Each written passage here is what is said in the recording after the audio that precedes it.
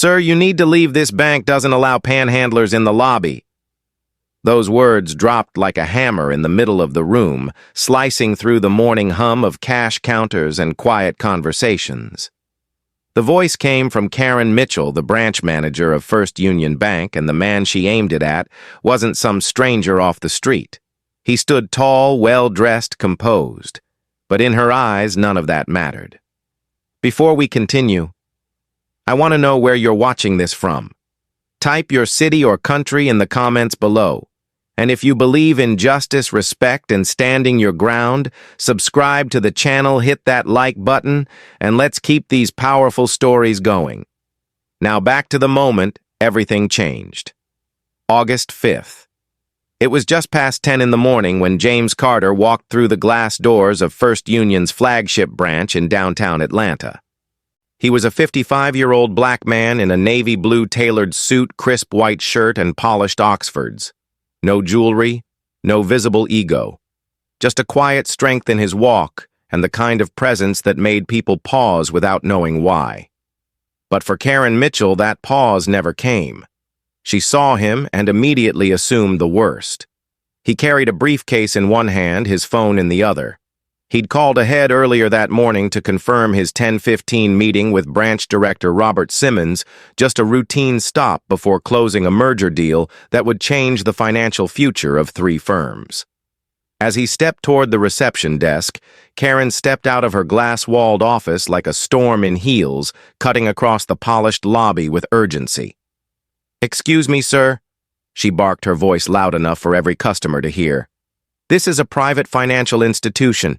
You need to leave immediately unless you have legitimate business here." Her tone wasn't just cold, it dripped with suspicion coated in assumptions too old and too deep to be accidental. James paused. The room did too. All eyes turned. Ellen Harper, a white retired school teacher who was just wrapping up her deposit, turned to stare. So did Tom, one of the tellers. So did the security guard Mike, who tensed slightly at the tone. James raised his eyebrows, more surprised than insulted. "I do have business here," he said calmly. "I'm here to meet Director Simmons. My name is James Carter." He reached into his jacket pocket, pulling out his wallet and offering his ID. But Karen didn't even glance at it. She waved it off with a flick of her hand. "I don't care what your name is," she snapped. "We've had problems with people loitering lately, and I'm not about to let it happen again today. You need to leave the premises. Now." The words echoed through the marble chamber like a courtroom sentence. There was a shift in the air, subtle but sharp. James didn't move. His voice remained steady even as tension built around him. "Ma'am," he said, "I'm not loitering. I have an appointment. You're welcome to check your system." But Karen wasn't interested in systems or facts or names. She was interested in getting him out. And it was clear to everyone watching that her reaction had very little to do with security and everything to do with skin color. "I said leave," she repeated, her eyes narrowing, her stance hardening. "Or I'll have you removed by security." A silence fell over the lobby. The kind of silence that comes before thunder. Ellen Harper spoke first. "Wait a minute," she said, her voice sharp with disapproval. "He said he has an appointment. Why don't you just check Karen didn't turn?" She didn't answer. Her eyes never left James. This wasn't about reason anymore. This was about power and prejudice. Sarah Jenkins, a young teller behind the counter, fidgeted with the sleeves of her blazer. She recognized the name. She'd seen it on the appointment schedule that morning. James Carter, 10:15 a.m., executive guest, priority flagged. But the fear of Karen's temper kept her frozen. James remained still, breathing slowly the way he had learned to breathe in boardrooms filled with men who'd once doubted him. He looked around the lobby at the gawking customers, at the staff caught between decency and silence, at the security guard shifting uneasily by the door, and he felt something old rising in him.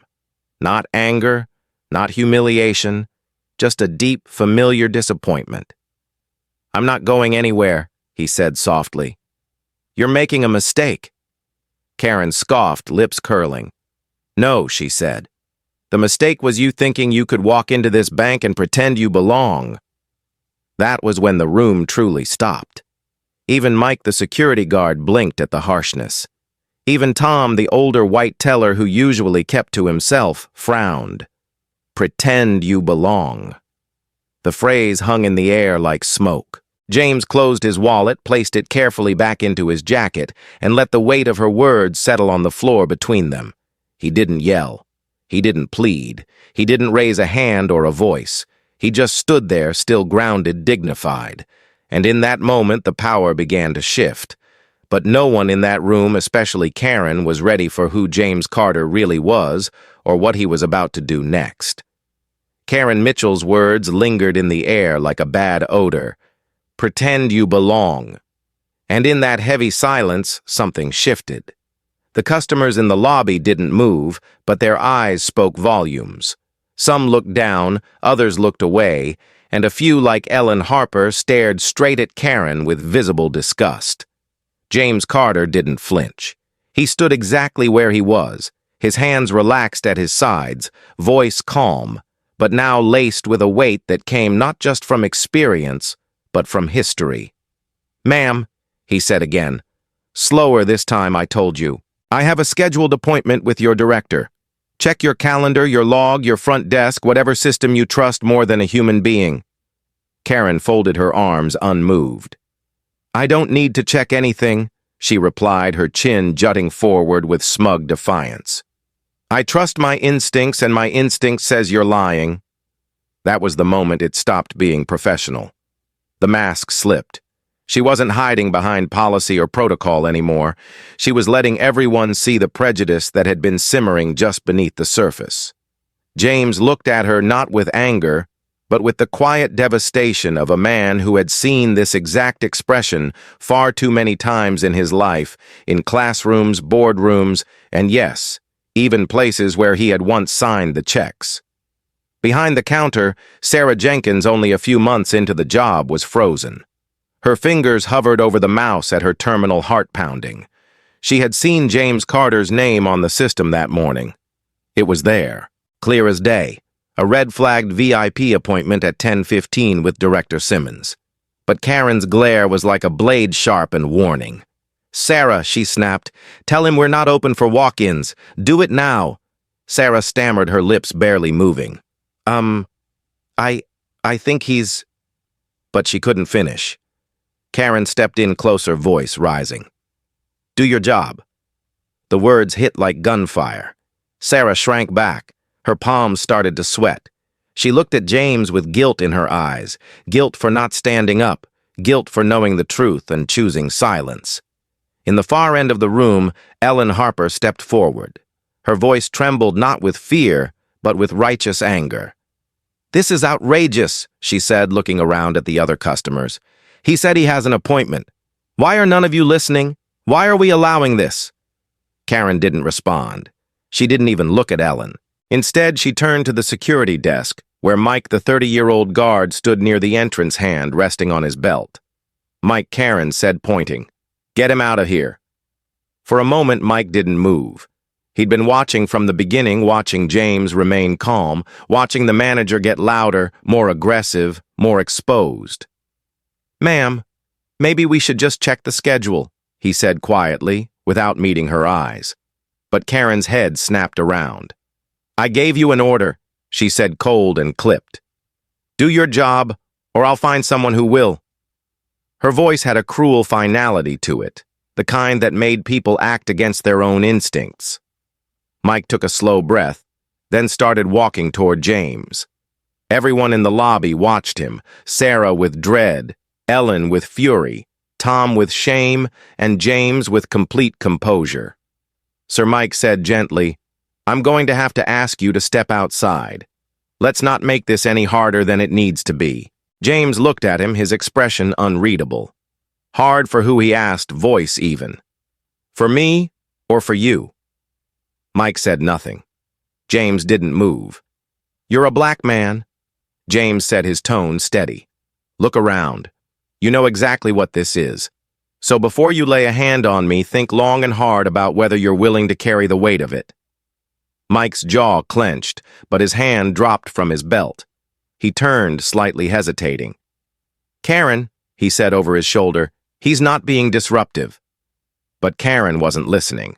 Her face was burning red now, not just from anger, but from loss of control. You are undermining me, Mike. He is a problem and problems need to be removed. Her voice cracked like a whip. Sarah blinked away tears. Ellen shook her head in disbelief. The room felt smaller, hotter. Customers were whispering now, one of them quietly filming on their phone.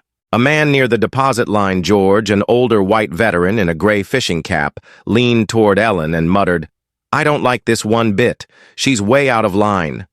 Karen turned back to James, her voice shrill. Last warning. Leave or I will personally call the police. And still, James didn't move.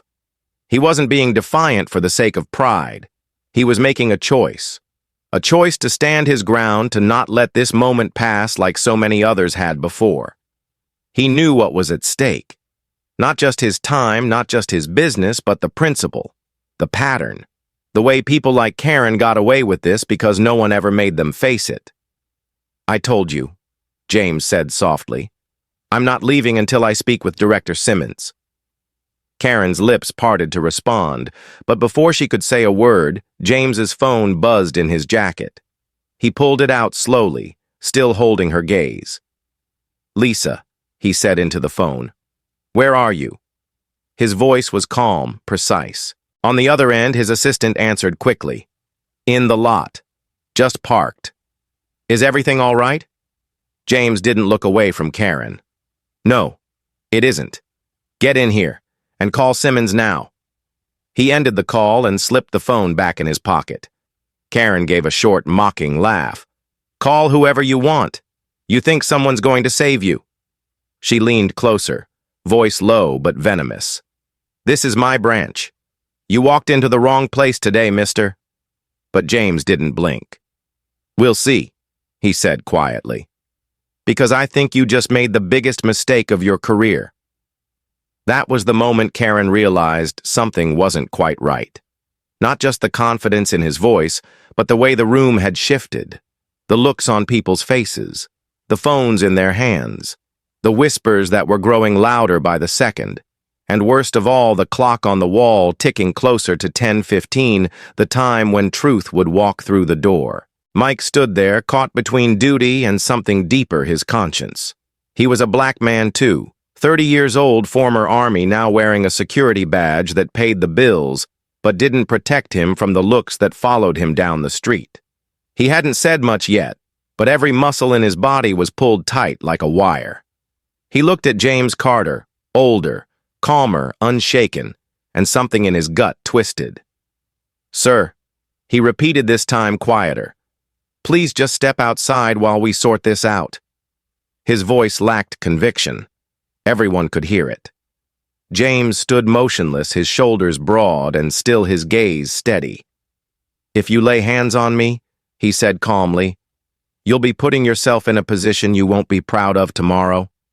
Mike's eyes flicked toward Karen, who was now pacing behind the teller counter like a captain ordering troops. You want me to do it? She snapped, throwing her arms up. You want me to get a uniform to act like a man? The room gasped. Someone dropped a pen. That line crossed into dangerous territory. Tom, the older white teller who'd been quiet until now, looked up sharply. Even he couldn't pretend that wasn't too far. Sarah bit her lip so hard it turned white. Ellen Harper muttered, "Good Lord," under her breath, loud enough for others to hear. The atmosphere in the bank shifted again this time, not just tense, but volatile. Mike exhaled slowly and stepped toward James, unsure of his next move. You don't want to do this, James warned again, his tone still controlled. You've seen what's happening here. You've heard every word. You know I'm not the problem. Mike nodded once, almost imperceptibly.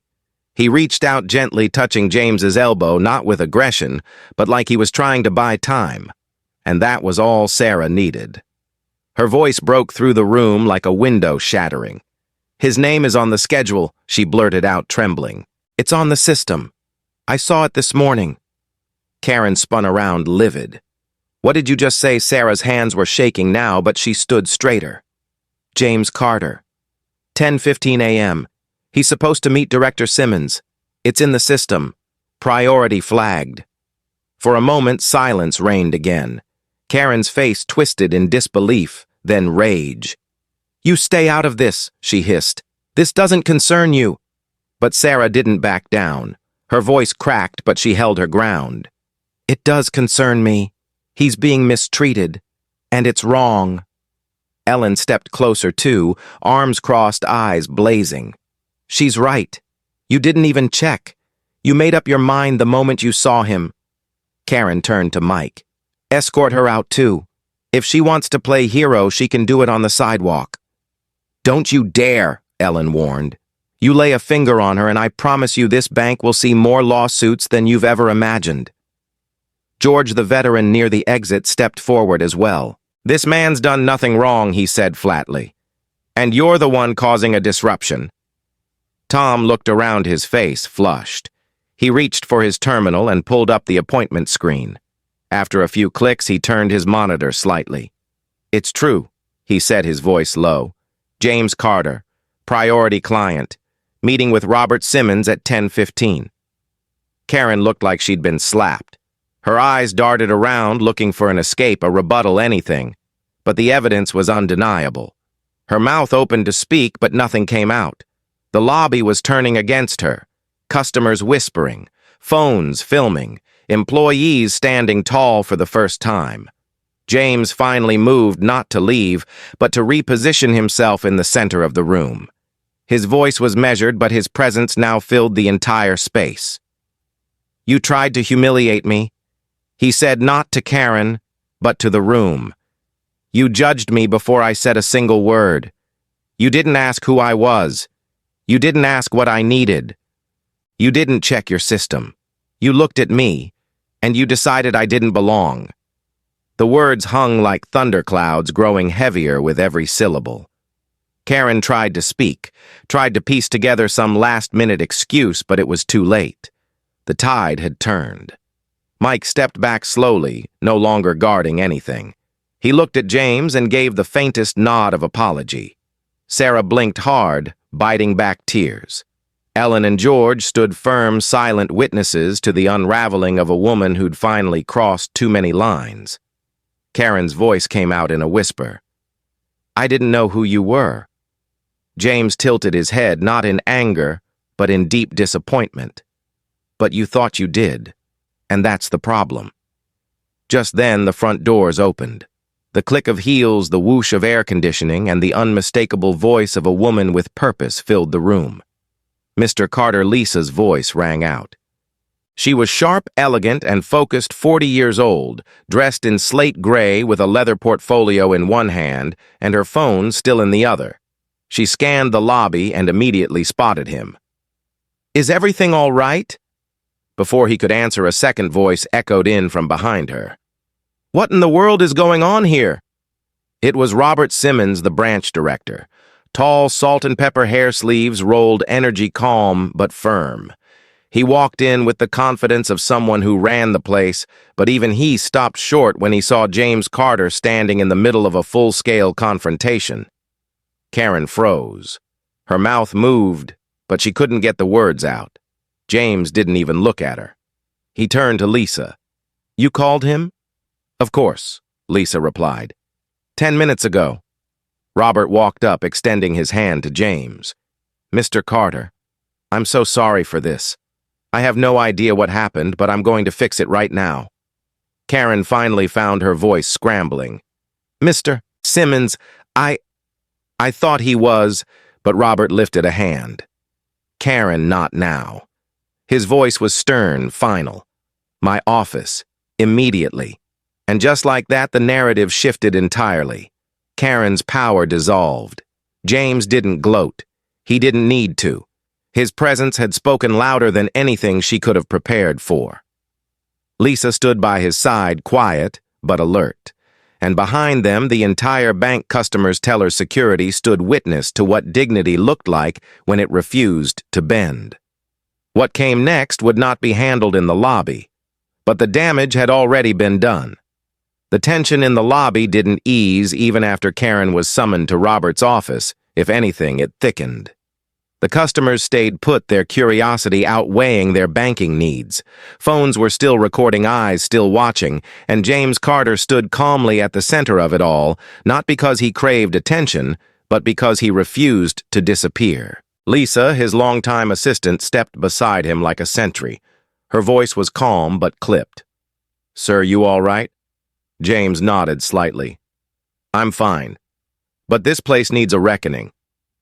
Robert Simmons, the branch director, had already disappeared behind his glass office doors, with Karen trailing behind like a child about to be disciplined. From the window, one could see her gesturing wildly clearly, trying to spin a version of the story that didn't involve overt racism, public humiliation, and a near physical removal of the most important client the bank had seen in years. But Simmons wasn't buying it. His face remained still, unreadable, arms folded as Karen tried to salvage her job. Back in the lobby, James glanced around at the staff. Tom, the older teller, avoided eye contact.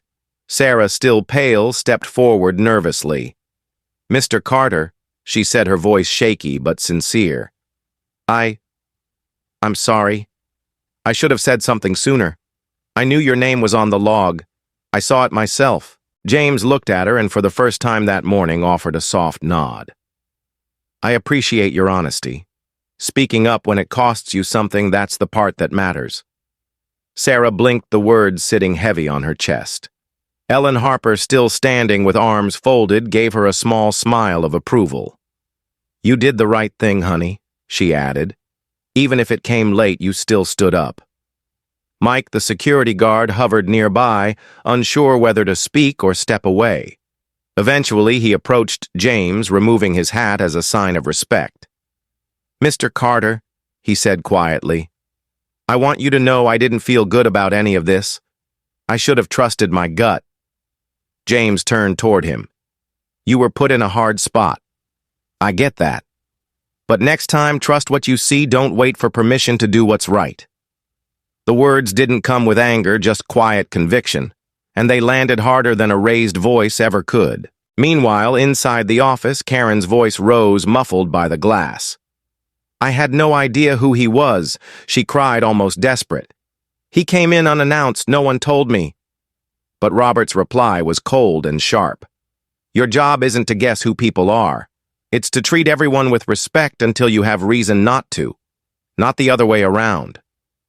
Karen's jaw moved like she was searching for a comeback, but nothing came. Robert stood, picked up a folder from the desk, and opened the office door. All eyes turned. James didn't move. Karen followed behind Robert, her posture no longer defiant now, just small. Robert stepped into the center of the room and cleared his throat. "Ladies and gentlemen," he began, his voice strong and clear, "I want to formally apologize to Mr. Carter on behalf of this institution. What happened here today should not have happened, and it will be addressed." He turned toward James. "Sir, if you'll follow me, we've prepared the executive conference room upstairs. I'd like to personally continue our scheduled meeting and discuss how we can move forward with your proposal." Karen's face had gone completely white. Robert continued. "As for this morning's behavior, it does not reflect the values of First Union Bank, and corrective action is already underway." Karen's mouth opened, but Robert didn't look at her. He turned back to James and Lisa. "Please let me escort you myself." James looked around once more. The customers hadn't left. If anything, they were leaning in closer now, witnesses to something rare. A corporate apology issued not behind closed doors, but out in the open where shame had also stood. Lisa gave a polite nod and stepped forward with James, both walking side by side behind Robert toward the elevator. But just as James reached the elevator doors, he paused. He turned slowly, locking eyes with Karen across the lobby. He didn't raise his voice. He didn't need to. "You said earlier that I didn't belong," he said, steady and deliberate. "But you never stopped to ask what I belonged to." Karen looked away, but he continued. "I'm James Carter, CEO of Carter Enterprises. My firm owns 60% of this bank's tech infrastructure, including this branch's new security system, the digital loan platform, and the predictive fraud software you rely on daily. In short, I don't just belong here, I helped build what you stand on." A gasp rippled through the room. Even Tom behind the counter looked up like he'd just realized he'd been standing in the shadow of someone much larger than he'd understood. "If I had walked in wearing a hoodie and sneakers," James added, "would your reaction have been any different?" The question wasn't rhetorical. It was a mirror, and everyone felt its weight. Karen didn't answer. She couldn't. Her world, so carefully built on assumptions, had collapsed in a matter of minutes. And now she stood exposed, not just as someone who made a mistake, but as someone who revealed her character in full view. James turned back toward the elevator. Lisa pressed the button. As the doors slid open, Ellen called out from behind, "Mr. Carter." He turned slightly. She smiled. "Thank you for not lowering yourself. Some of us needed to see what strength looks like today." He nodded once. The elevator doors closed slowly. And just like that, James Carter left the lobby not as a man who had been shamed, but as a man who had drawn a line in the sand and dared everyone in that room to question where they stood. The elevator doors opened with a soft chime on the third floor, revealing a sleek glass-walled conference room flooded with light.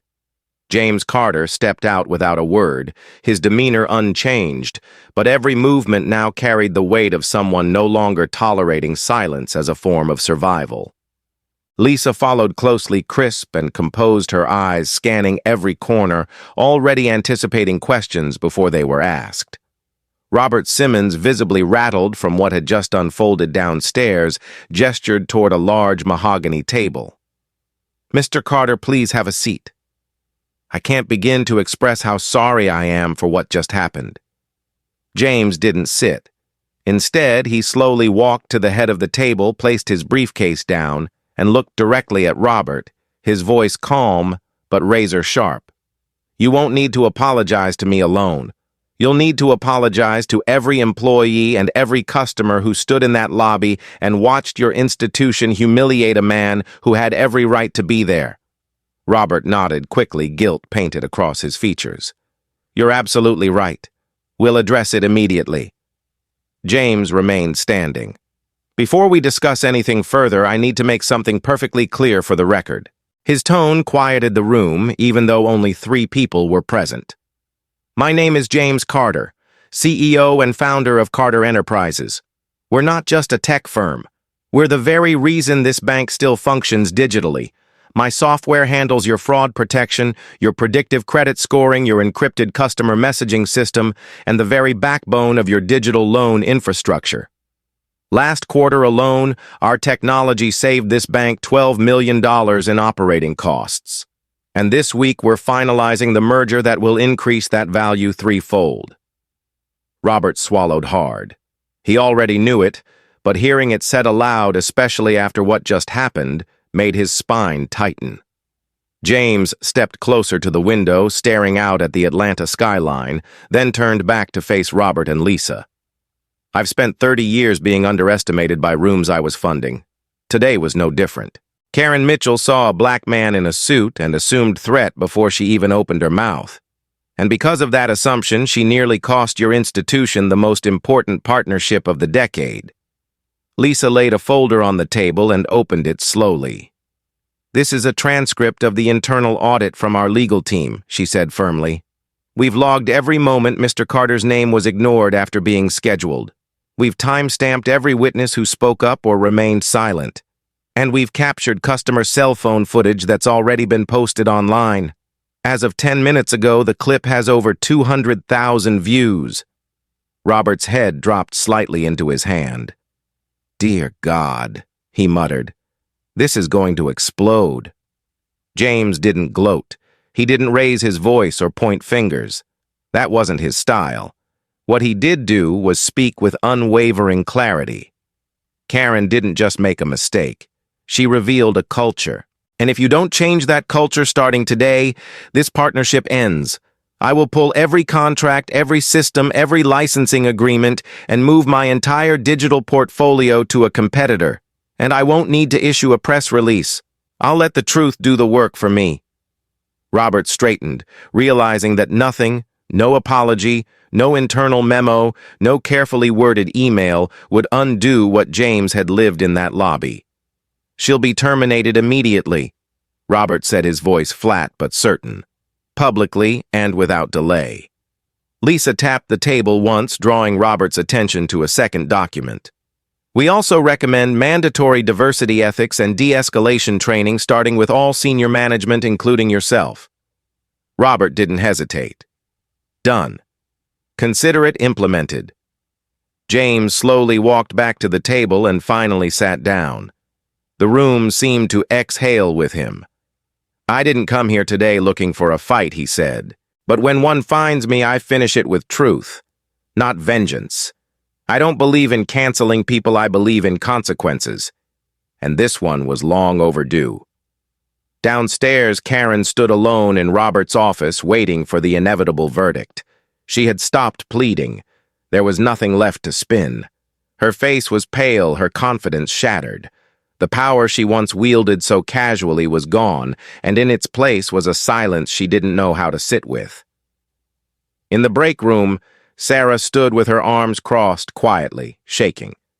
Tom approached her slowly, hands in his pockets, eyes down. "You did the right thing," he muttered.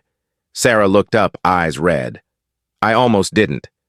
"But you did," Tom said, "and that matters." At the front of the lobby, Ellen Harper leaned against the wall, scrolling through her phone, the video still playing in a loop. "People are gonna see this," she whispered to George, who stood beside her with arms folded. "Maybe it'll finally wake someone up." Back upstairs, James stood again. "I didn't ask for special treatment. I never have. I asked for the same respect you'd give any human being walking through that door. And today your team failed that test." Robert nodded solemnly. "I'll own that.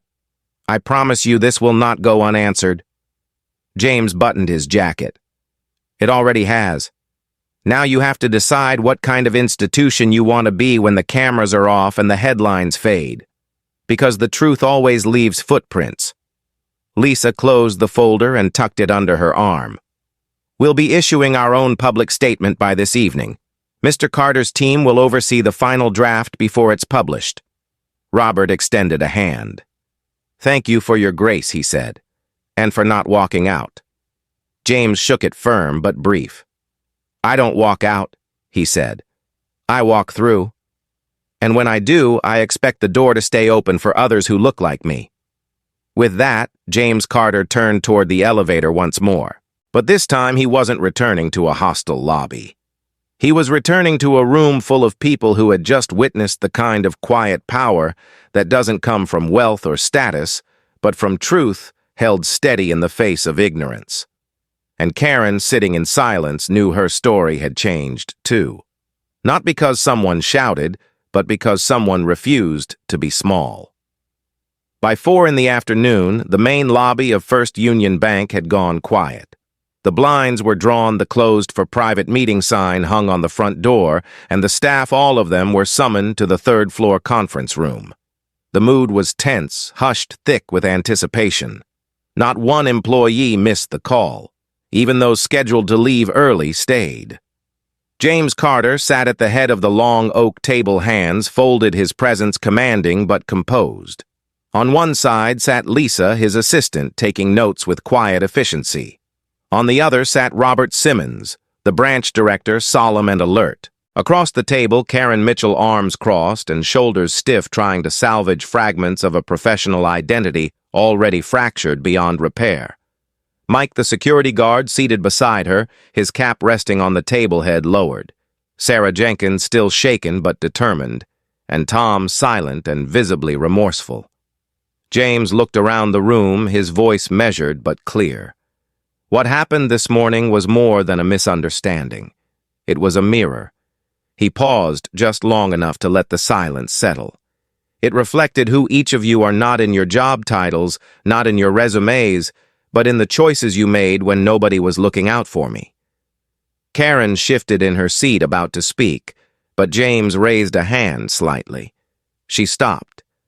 "I've built a company that operates in truth," he continued. "We don't tolerate mistreatment. We don't reward silence. And we do not ever excuse prejudice."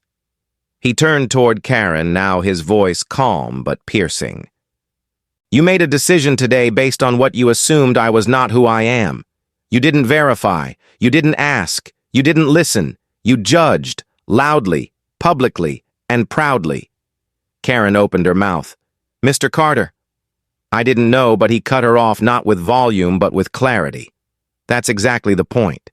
You didn't know, and yet you acted like you did. And that Ms. Mitchell is why you're being relieved of your position effective immediately." The words were final.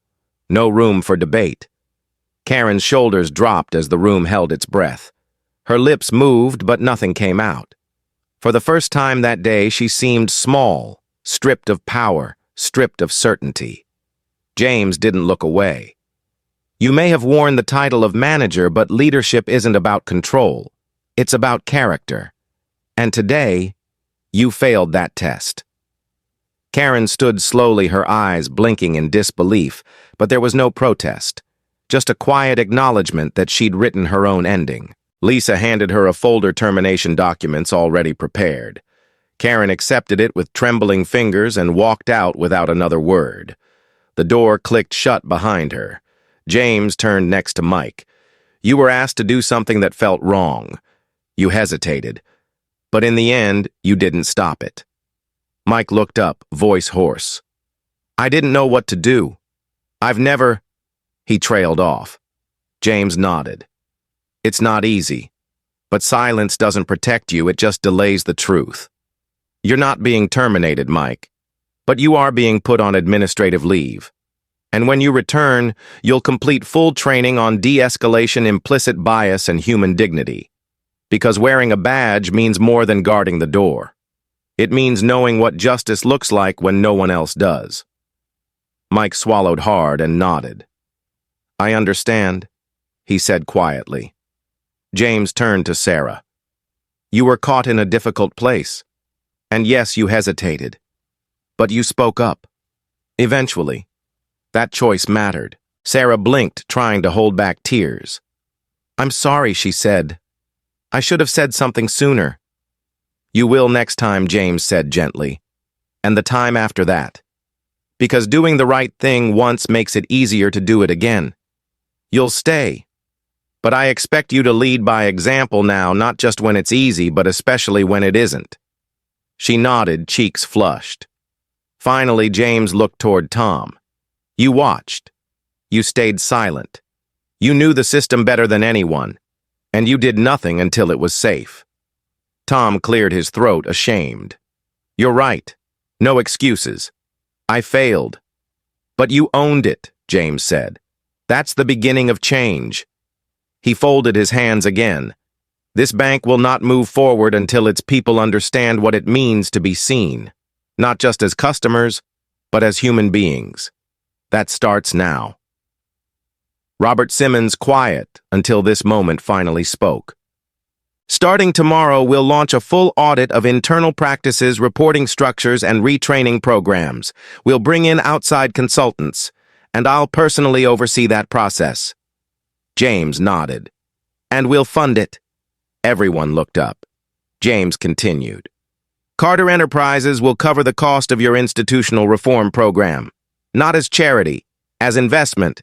Because if you're willing to face your flaws and change, you deserve support, not shame." The employees looked stunned. But James wasn't finished. "What happened today wasn't about me," he said, voice deep and unwavering.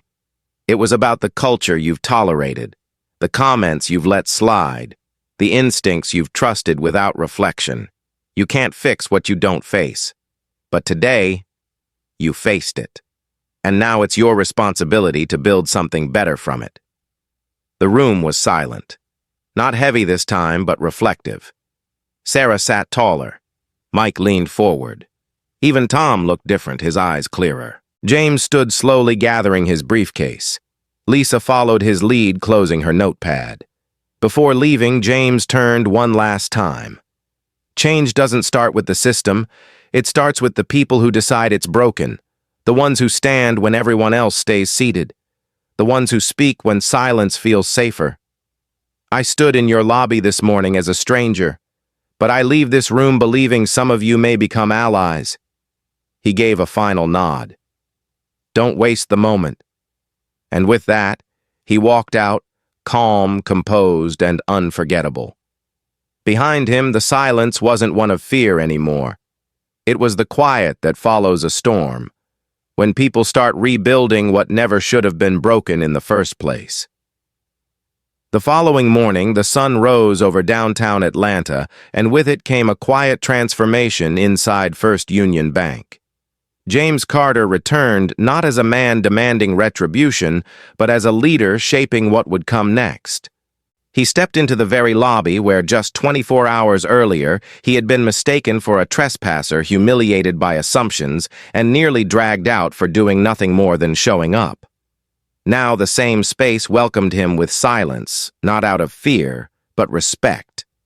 The blinds were open, the counters freshly cleaned, and every employee in uniform stood waiting near the front, not by obligation, but by choice. Robert Simmons had called a full branch-wide staff session, and at James's request, it wasn't to rehash yesterday's pain, but to begin today's purpose. James stood before them, no notes in hand, no rehearsed speech, just his voice steady and warm, carrying the weight of lived experience. Let me be clear, he said, eyes moving slowly across the room. I didn't come here to make a statement. I came here to do business. But when people treat you like you don't belong in a place you helped build, you have two choices: walk away, or stand in it long enough to change it. His words didn't echo, they rooted. Tom stood in the back, arms crossed, but listening differently now. Sarah, seated up front, nodded slowly, her hands still trembling slightly from the memory, but her posture stronger than before. Mike leaned forward, absorbing every word as if they were oxygen. What happened yesterday wasn't just about me, James continued. It was about how easily we let bias guide behavior, how quickly we trust fear over facts, and how long we allow silence to protect what's wrong. He paused, letting the stillness settle. But here's the truth. No policy, no amount of software, no partnership contract can fix that alone. Culture is built by people, and it is changed by courage. Robert, standing beside him, cleared his throat, then stepped forward. Effective immediately, he said, we are launching a complete transformation plan, not just compliance training, but equity-centered leadership development. And it's not optional. His voice was firm, but humble. We failed. I failed. And that ends here. James nodded. We'll walk beside you, he said, but only if you commit to walking differently. That day marked more than a pivot, it marked a promise.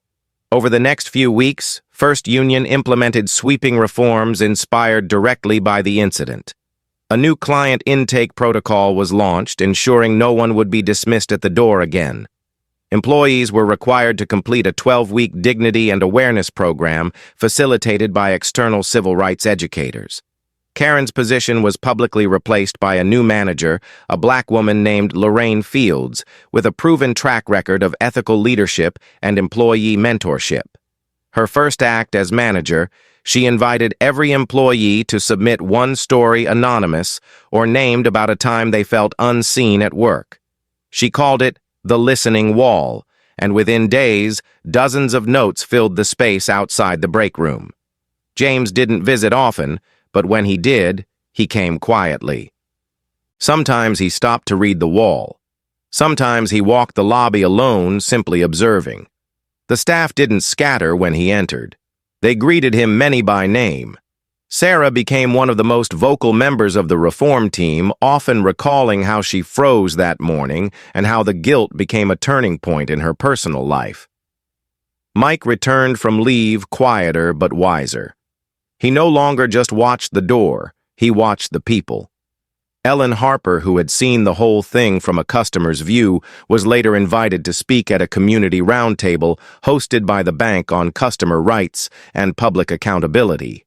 Her words that day, "We must all choose whether to be bystanders or bridges," were later printed and framed inside the branch. But the most lasting impact wasn't seen in statements or signage, it was in how people treated one another when no one was watching. And that, as James often said, was the only metric that ever mattered. In the months that followed, Carter Enterprises expanded its partnership with First Union, not because of what the bank had been, but because of what it chose to become. And for every executive deal James signed moving forward, he included a clause requiring mandatory equity training and anonymous bias reporting tools for all staff at the receiving institution. A lesson he once told Lisa is only powerful when it outlives the pain that taught it. One afternoon, as James prepared to leave the bank after a private board meeting, George, the older white veteran from the lobby, stopped him outside. He extended a hand, weathered and strong. "I didn't say much that day," he said, "but I saw everything. I've lived long enough to know that what you did wasn't just for you. It was for people like my grandson. He's mixed. And I hope to God he walks into a room one day and finds someone like you standing there." James shook his hand firmly, his eyes steady. "Then we've both done something right," he said. As the door closed behind him, the sun hit the front window, casting a warm light across the room. Sarah looked up from her desk and smiled. "Feels different in here now," she whispered. Tom nodded from across the counter. "It is." And somewhere in the quiet rhythm of that ordinary banking day, something extraordinary remained, an invisible legacy left by a man who refused to be dismissed. A reminder that real change doesn't start when someone shouts. It begins when someone stays long enough to be heard, long enough to hold up a mirror, and long enough to turn a painful moment into a lasting movement. That was James Carter's gift. Not just his title, not just his influence, but his decision to stay in the room and change it from the inside out. Thank you for watching. If this story touched you, please like, subscribe, and share. Until next time, take care and see you soon.